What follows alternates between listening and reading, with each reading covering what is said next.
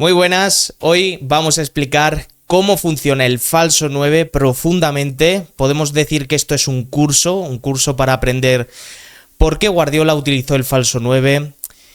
Sobre todo, diferenciar la invención del falso 9 con la revolución del falso 9. Guardiola no inventó el falso 9, pero sí lo revolucionó, que yo creo que es todavía más difícil que inventarlo. Os explicaré más en profundidad.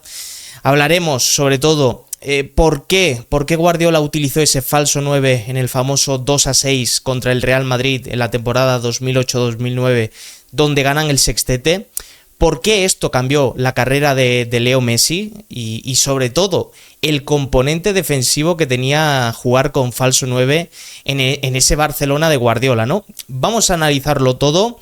Ahora veréis un tablero con 11 jugadores blancos, 11 fichas blancas, que será el Real Madrid. He puesto el Real Madrid, pero podríamos poner el Manchester United, podríamos poner el Arsenal, cualquier equipo, porque al final Guardiola siempre utilizó a partir de esa primera temporada el falso 9, hasta que terminó su etapa en el Barcelona. Pero bueno, he puesto el Real Madrid y nos vamos sobre todo a centrar en ese partido histórico del 2-6, donde, bueno, Guardiola, por así decirlo, puso y enseñó al mundo cómo funcionaba y cómo había revolucionado ese falso 9, ¿no? Vamos a verlo ya, porque os quería comentar varias cosas, ¿vale? Aquí tenéis el tablero. Las 11 fichas, como he dicho, 11 fichas blancas. El Real Madrid jugaba 4-4-2, ¿vale? 4-4-2. No he puesto los nombres porque pienso que para explicar esto da igual los nombres, es decir, da igual que aquí estuviese Sergio Ramos de lateral. Quiero decir, lo importante aquí es que analicemos tácticamente y estratégicamente el por qué Guardiola decide utilizar a Messi, ponerlo en el centro. ¿Y cuáles fueron sus movimientos, no? Bien, el Real Madrid jugaba con un 4-4-2, como podéis ver. Por aquí a la derecha solía jugar Robben, Gago.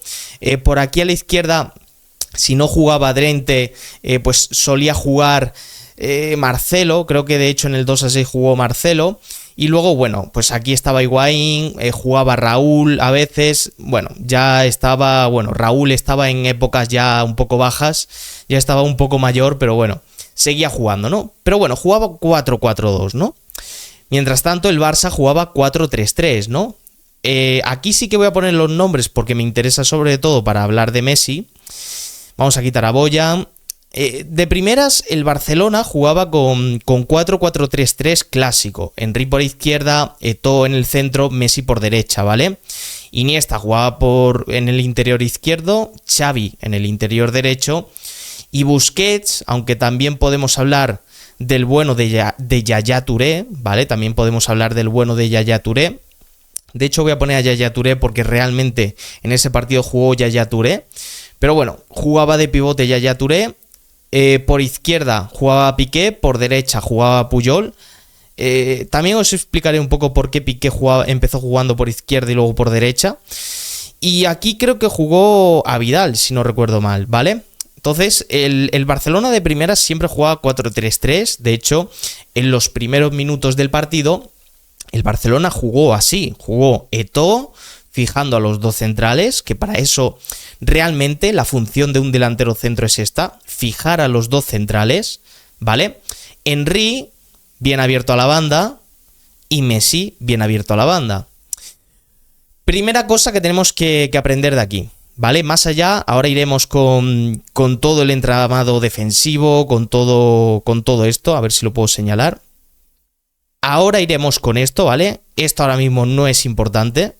Primero lo que quiero explicar son por qué los extremos tan abiertos, ¿no? Bien, de primeras, cualquier equipo, no solo el Real Madrid, con una defensa de 4, normalmente los extremos no están tan abiertos, ¿vale? Ese Barcelona de Guardiola era demasiado exagerada la amplitud de los extremos, ¿no? Que ahora, hoy en día, lo vemos mucho porque ya es un estándar, o sea, ya es lo normal. Pero de primeras, normalmente el extremo, esto lo hacía muy bien Robben, era partir de la banda para ir al centro. Los extremos de Guardiola normalmente lo que hacían era estar bien abierto en banda, pero sin ir al centro, sino quedándose en banda. ¿Por qué hacían esto? O sea, ¿por qué el radio de acción de, por ejemplo, Thierry Henry era la banda? O sea, ¿por qué Thierry Henry, que venía del Arsenal, venía de hecho de jugar en posiciones más centradas, incluso de delantero centro, de segunda punta? Es decir, Thierry Henry era un goleador y de repente lo pasan a la banda. Esto le pasó también con David Villa en la temporada 2010-2011, donde David Villa ficha por el Barça. Villa en el Valencia jugaba de delantero centro. Sí que se escoraba un poquito por banda, pero no era tan bestia, no era tan heavy como un David Villa, un Thierry Henry, que pasaron de jugar en zonas centrales a aislado totalmente en banda. Y si tú te fijas en cualquier partido, los extremos apenas tocaban el balón. Apenas tocaban el balón. Y esto psicológicamente para un jugador como de la talla de Henry o de la talla de David Villa, esto es muy importante. Porque en el Barcelona dejaron de tocar el balón. Pues bien, el primer concepto, el primer objetivo de esto, de tener a un extremo tan abierto, era generar espacio. Era generar espacio en amplitud. Es decir, si normalmente los defensas defendían en un bloque más cerradito, en un grupo más cohesionado, ¿no? Por así decirlo, al tú tener que abrir mucho los extremos, a ver si encuentro la flecha aquí, al abrirte tanto, lo que consigues es una cosa. Lo que consigues es lo siguiente, ¿vale? Si nosotros dibujamos esto aquí, ponemos esta flecha, por ejemplo aquí, al abrirte tanto, a este lateral derecho le genera la duda. Si mantiene la posición, es decir, una posición intermedia, un bloque bastante cohesionado, ¿no? Lo que estás dejando solo es al extremo. O sea, el extremo, aunque aquí parezca que no, esto mínimo hay 10 metros de espacio. Y hombre, si le dejas 10 metros de espacio a Messi, le dejas 10 metros de espacio a Henry, te la pueden liar, ¿no? ¿Con esto qué conseguía Guardiola? Conseguía esto. Conseguía que los laterales viniesen súper abiertos para tapar a Henry y tapar a Messi. ¿Con qué objetivo? Con el objetivo siguiente. Con el objetivo de que esta zona, el carril del 8, por así decirlo, el carril del 7 creo que también se dice en otros países, pero bueno, el carril interior, con el objetivo de que el carril interior cada vez fuese más amplio, hubiese más espacio. Es decir, la distancia ahora entre central y lateral era mucho mayor que cuando el lateral estaba aquí. ¿Esto en qué repercutía? Pues que en el Barça de Guardiola había jugadores como Andrés Iniesta, como Xavi Hernández, aunque Xavi no venía tanto aquí, sino que esta opción la hacía más Dani Alves. Pero bueno, había jugadores que ocupaban esta zona. Habían jugadores que ocupaban esta zona. ¿Por qué ocupaban esta zona? Porque ahora, por ejemplo, imagínate, en lugar de Xavi vamos a poner a Iniesta, ¿vale? Voy a borrar esta flechita que ya no nos interesa. En lugar de... Bueno, el cuadrado sí que lo voy a poner. Ahí, bueno, lo voy a poner un poco más ancho. Este lo voy a quitar. Bien, en lugar de... Ahí. ¿Qué pasaba ahora? Que Iniesta entraba aquí. Y la duda se generaba con este central. Este central tenía que decidir, o me quedo en mi zona o vengo a defenderle. Si vengo a defenderle, Eto'o y este central 1 contra 1. Samuel Eto'o en el 1 contra 1 era letal. Podemos decir Samuel Eto'o, podemos decir Ibrahimovic, podemos decir Henry en el Arsenal. El concepto es el mismo. El concepto es crear una amplitud, en este caso con Henry, para que la distancia entre lateral y central cada vez sea mayor. Y aquí los interiores del Barça aprovechan esta zona. Si el central se quedaba aquí a defender en zona, Iniesta hacía superioridad numérica con Henry, superioridad numérica, porque, claro, cuando hacía, o sea, voy a poner aquí el balón para que lo entendáis mejor.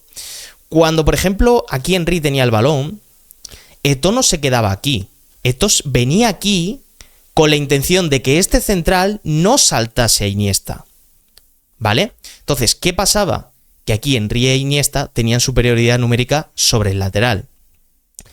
Ahora vamos a meter la participación del centro del campo del Real Madrid en este caso, ¿vale?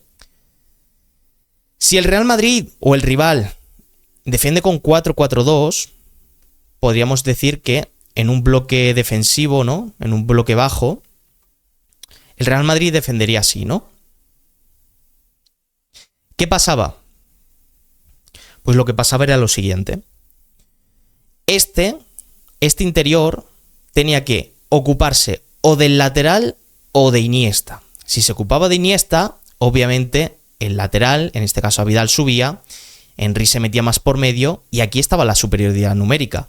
Tenemos por un lado el Barcelona, a Vidal, Henry, Eto'o, Iniesta, 4 jugadores frente al interior, ¿vale? Este no cuenta de momento, ahora lo explico. El interior del Madrid, o el extremo, el jugador de banda, el lateral y el central, es decir, 3 contra 4. La superioridad numérica está servida.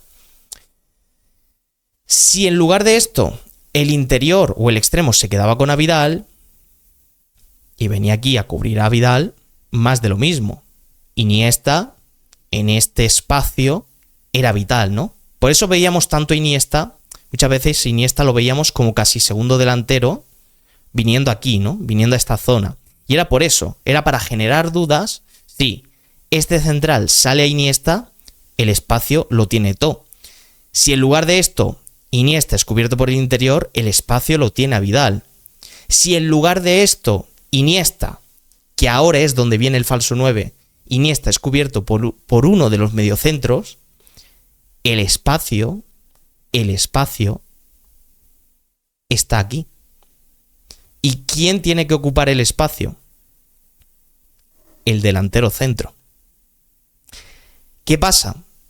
Que Samuel Eto'o era muy bueno luchando con defensas, pero bajando a recibir y en cuanto a calidad técnica no era tan bueno. ¿Quién era realmente bueno? Leo Messi. Bien, ahora vamos a analizar por qué Guardiola decide cambiar a Messi al centro y Eto'o lo desplaza a una banda. Tiene sobre todo 3 objetivos, ¿vale? No es solamente este que he explicado. Esta parte que he explicado es básicamente la evolución de cómo te pueden cubrir en un 4-4-2, que fue el sistema que jugó el Real Madrid de Juan de Ramos en esa temporada, en mayo de 2009, ¿no? Pero ahora vais a ver lo siguiente. Vamos a quitar todos los dibujos, vamos a poner aquí un 4-3-3 en el Barça y aquí vamos a poner un 4-3-3 y un 4-4-2 al uso, ¿vale? Al uso. Bien. ¿Qué pasaba? Que Guardiola se había dado cuenta de que este mediocentro y este mediocentro se ocupaban siempre de los interiores del rival, ¿vale? Guardiola analizó varios partidos, no solamente contra el Barça, sino que analizó varios partidos donde el Real Madrid jugó con otros rivales de la liga. Y pudo constatar que los 2 mediocentros siempre iban a la marca con los 2 interiores, ¿vale? Yaya Touré, el pivote, normalmente pues o lo cubría uno de los delanteros o quedaba solo, pero en este caso, bueno, era un jugador que podía quedar libre, pero oye, que queden libres Xavi o Iniesta sí que era peligroso, ¿no? Entonces, los 2 mediocentros cubrían a los 2 interiores. Los extremos del Madrid cubrían a los laterales del Barcelona, que esto es muy importante. Los 2 interiores o los 2 extremos del Madrid cubrían a los 2 laterales. ¿Qué he dicho antes? Cuando tú tienes los extremos tan abiertos, Eto'o se quedaba de referente cubriendo a estos dos centrales, o sea, Eto'o se quedaba con dos. Pero ¿qué pasa? Aquí la pregunta que se hizo Guardiola, o que nos tenemos que hacer nosotros, es ¿dónde está el espacio? Si Xavi está cubierto por un mediocentro, Iniesta está cubierto por otro, lo que podemos hacer ahora es que la posición de Iniesta se atrase un poquito y que la posición de Xavi se atrase otro poquito. ¿Con el objetivo de cuál? O sea, ¿con qué objetivo queremos hacer esto? Bueno, con el objetivo siguiente, ¿no? Vuelvo a repetir que estos dos delanteros están aquí. ¿Con qué objetivo quiero hacer esto? Estos dos mediocentros, como van a marcar a Xavi e Iniesta, se pueden permitir el lujo de jugar en posiciones más atrasadas. De hecho, si veis el 2-6, veréis mucho a Iniesta y a Xavi jugar por debajo de la línea central, por debajo de la mitad de campo. O sea, casi que juegan en su propio campo Iniesta y Xavi, cuando normalmente jugaban en 3/4. En esta ocasión juegan aquí. ¿Por qué? Porque estos dos mediocentros venían a cubrir. Venían a cubrir, por un lado a Xavi y por otro lado a Iniesta. Estos dos mediocentros eran Las Diarra y Fernando Gago, ¿vale? La pregunta aquí ahora es, ¿dónde está el espacio? Pues el espacio está aquí. El espacio está aquí. Voy a poner un cuadrado. El espacio es este. El Real Madrid tenía un agujero de seguridad. El agujero de seguridad era este. La distancia entre la línea de centrocampistas, esta línea de 4, y la línea defensiva era muy grande. El Real Madrid dejaba una distancia entre defensa y centro del campo muy, muy, muy grande. Aquí alguien tenía que aprovechar. ¿Cómo se podía aprovechar? Bueno, tú podías poner a Henry más en el centro, lo que pasa que esto te lo cubriría el lateral sin ningún problema. Pero de repente surgió un concepto que ya existía.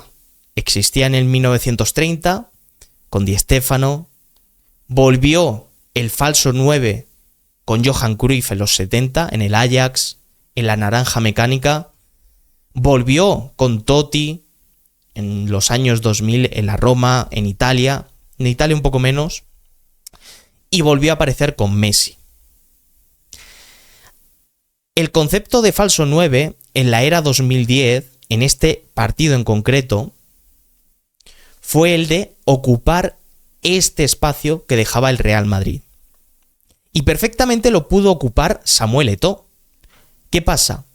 Que Samuel Eto'o era más peligroso luchando con dos centrales o en banda. Lo primero por su velocidad. Eto'o era muy rápido. Por ejemplo, tener a Eto'o en banda era sinónimo de desmarques constantes y tal, ¿no?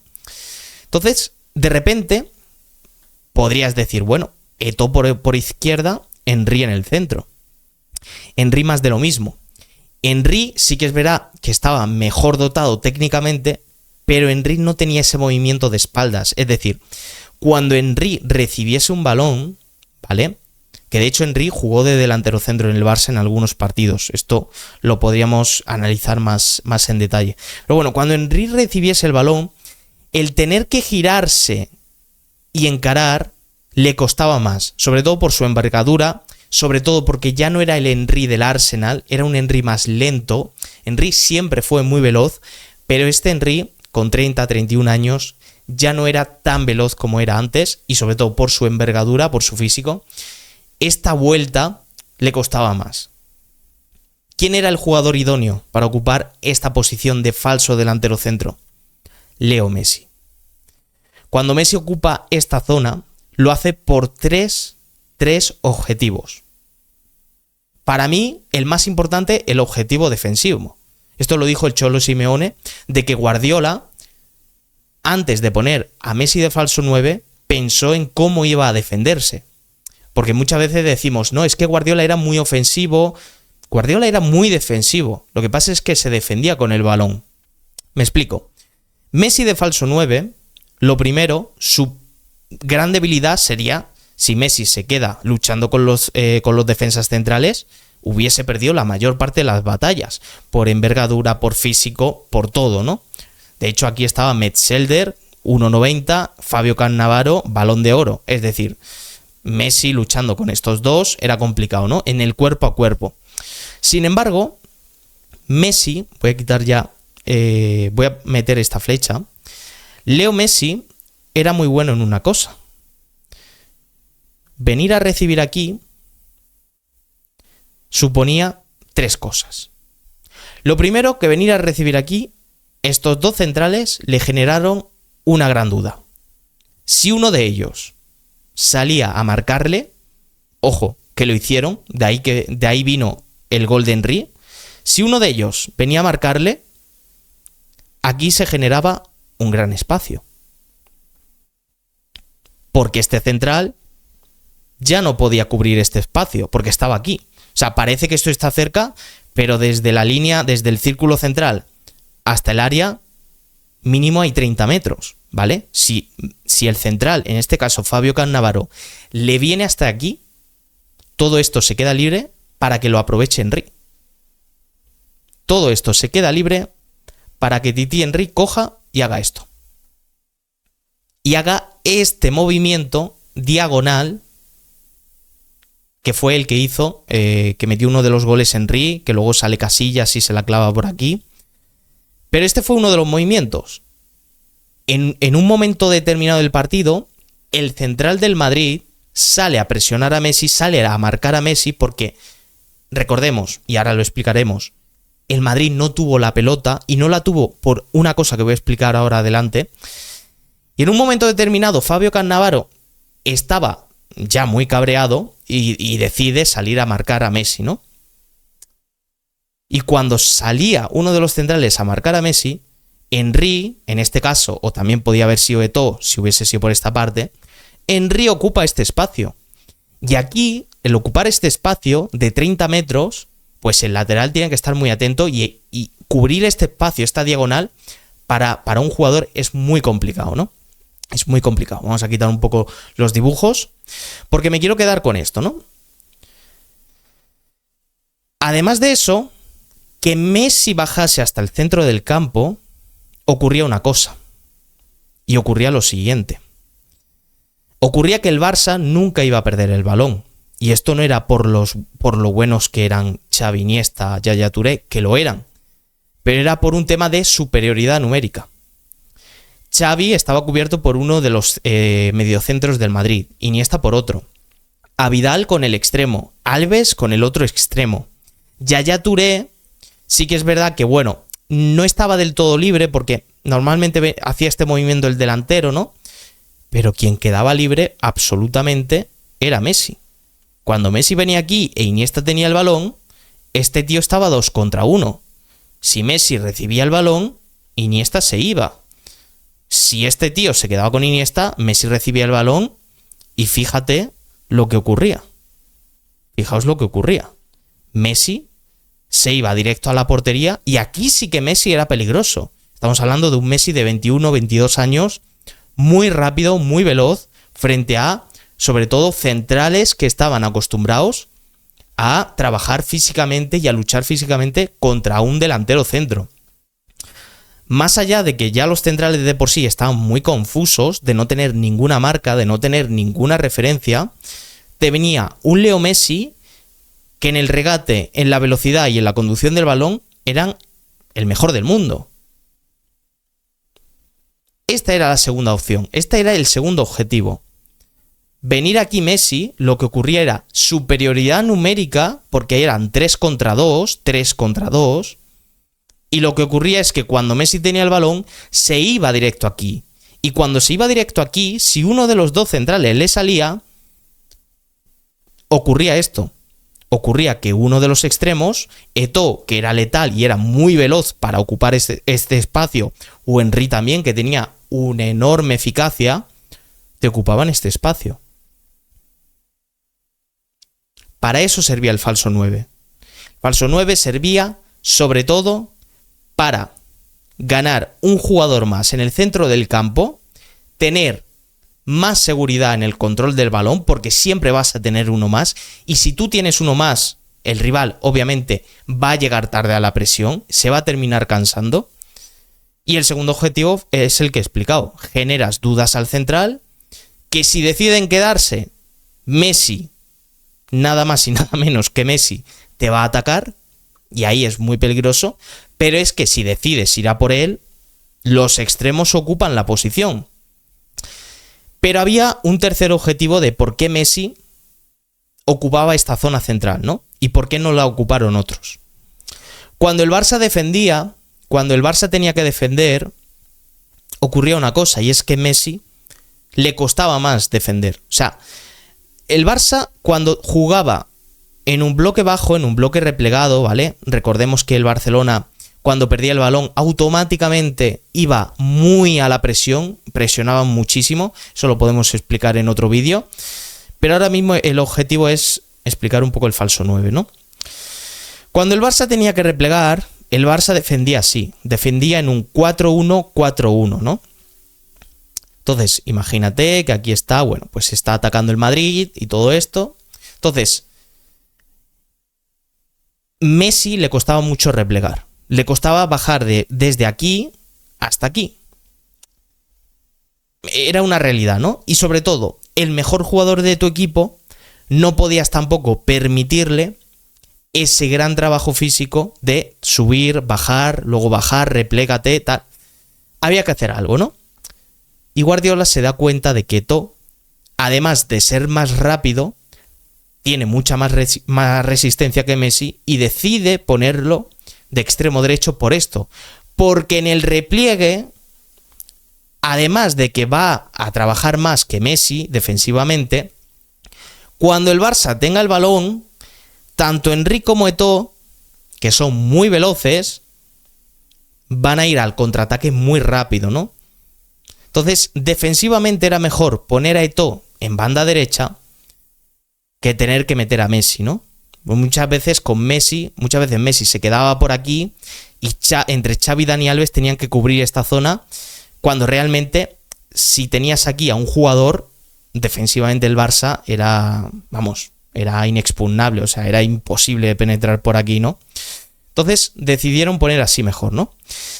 Y ya, si me permitís, hay como un cuarto paso, hay un cuarto objetivo de por qué Messi jugó en el centro, ¿no? Messi jugó también en el centro porque técnicamente, esto lo he explicado antes, pero quiero profundizar un poco más aquí. Técnicamente Messi era mejor que Eto'o, era mejor que Henry, ¿no? Entonces, a la hora de querer tener el balón, pues tenías a Yaya Touré o Busquets en su defecto, ¿vale? Xavi, Iniesta y el propio Leo Messi. Tenías 4 jugadores que con el balón eran unos prodigios, y luego por bandas pues tenías Eto'o, muchas veces Eto'o venía por aquí y tenías a Henry por acá, a Vidal también venía en esta zona, es decir, cuando los laterales subían tanto, normalmente Henry se quedaba entre central y lateral para, lo que he dicho antes, generar dudas. Eto'o hacía lo mismo y Messi, pues fíjate, o sea, si uno de ellos se quedaba, o sea, si uno de los mediocentros se quedaba con Messi, Iniesta quedaba solo. Si este se quedaba con Iniesta, Messi se quedaba solo. Es decir, era un problema, ¿no? Era un problema bastante grave, ¿no? Entonces, falso 9 lo que permitió fue eso, fue crear un espacio que no existía en esa década. Ojo, es muy importante decir esto y lo quiero explicar. El falso 9 ya existía, vuelvo a repetir, 1930, 1970 con Johan Cruyff, los años 2000, incluso luego con Mario Götze, con Firmino en el Liverpool. Pero el objetivo es que para Fabio Cannavaro, para Metzelder, era la primera vez en su carrera de estos jugadores que se tenían que enfrentar a esa situación, que se tenían que enfrentar a una situación en la que el delantero centro no existía, no tenían una referencia a la que poder marcar. Eran jugadores, eran centrales que estaban acostumbrados y que llevaban 15, 12, 15 años luchando con esto, luchando con un jugador en el centro, en la delantera, y luchando entre ellos dos. Cuando tú quitas esta referencia a los dos centrales tradicionales, le generan muchísimas dudas. Y esta duda, este miedo, era lo que hizo que el Barça metiese 6 goles. O sea, realmente lo que hizo que estos dos centrales no se moviesen de su sitio fue el miedo. Estos dos centrales antes tenían y vivieron toda su carrera con una marca, con un delantero centro. Pero en ese partido, esos dos centrales tuvieron una amenaza aún más peligrosa que un delantero, que fue el miedo. ¿El miedo por qué? Porque lo que he dicho antes, si uno de los dos centrales salía a presionar a Messi, el extremo ocupaba el espacio. Y si se quedaban aquí, Messi encararía a estos dos centrales. Y ya sabemos Messi lo que pasa cuando te encara, ¿no? Que normalmente se sale con la suya, ¿no? Este fue el movimiento táctico. Creo que se ha explicado bastante bien el por qué Guardiola llegó a esta conclusión. Y luego en los próximos vídeos podemos analizar cómo los rivales intentaron neutralizar la figura del falso 9, ¿no? Pero bueno, creo que ha quedado bastante educativo el vídeo y espero que os guste.